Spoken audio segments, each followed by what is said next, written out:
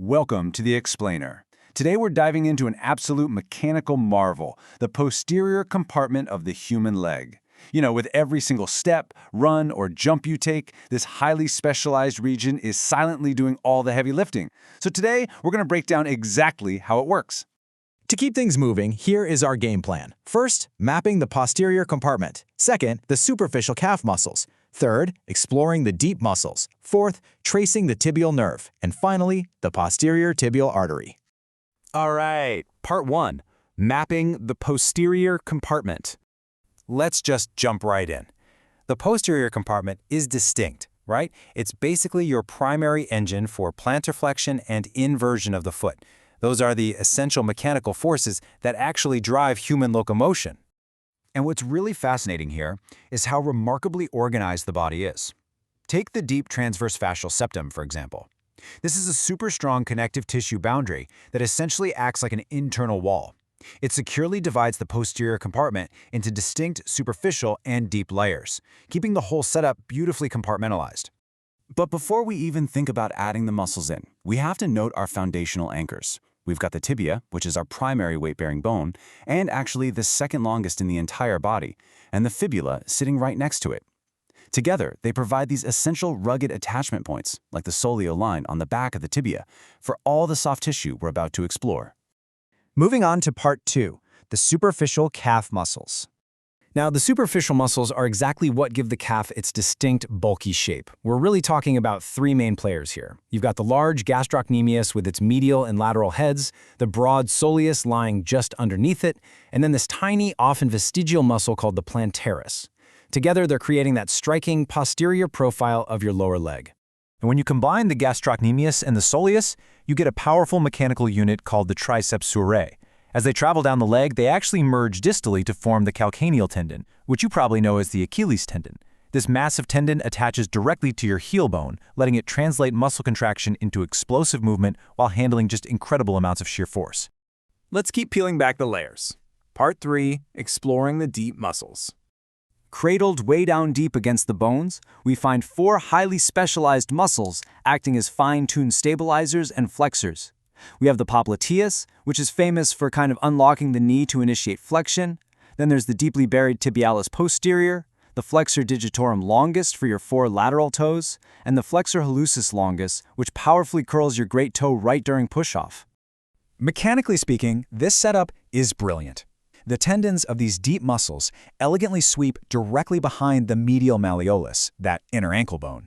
They're actually using that bony landmark as a biological pulley system to securely route themselves all the way down to the plantar surface of the foot. Okay, part 4, tracing the tibial nerve.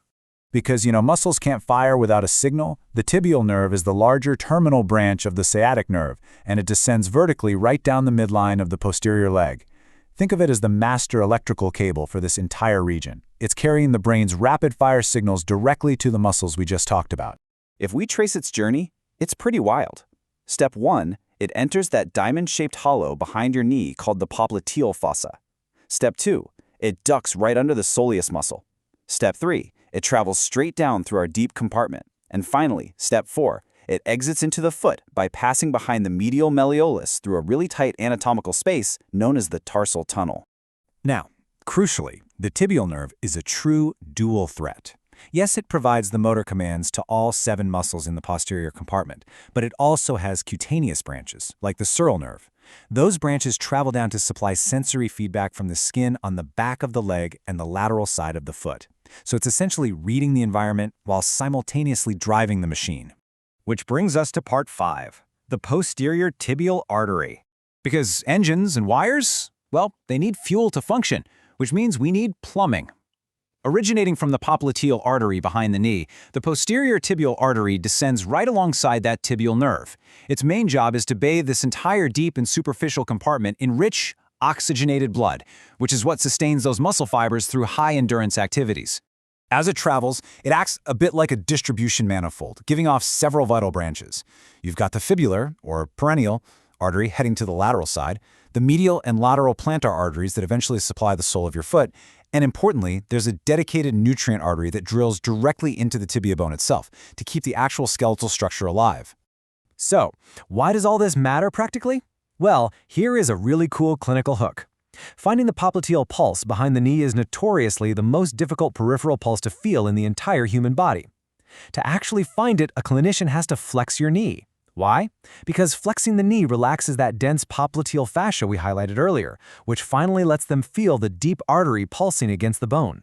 Understanding this tightly packed anatomy is absolutely critical in medicine. It helps diagnose things like popliteal aneurysms, which is a dangerous outward bulging of the artery that presents as a pulsing swelling, or a Baker's cyst, which is a painful fluid-filled swelling right there in the fossa caused by knee joint inflammation. It's the localized anatomy that dictates exactly where and how these conditions present. To sum it up perfectly, with every step you take, a symphony of nerves, arteries, and muscles fires in perfect harmony within the posterior leg. From the outermost fascial layer holding it all together, down to the deepest vascular pathways keeping it fueled, it is just an absolute masterclass in biomechanical engineering. So, next time you go for a run, or even just take a walk around the block, think about the powerful triceps surae, the driving signals of the tibial nerve, and the rich blood flow of the posterior tibial artery all working flawlessly together.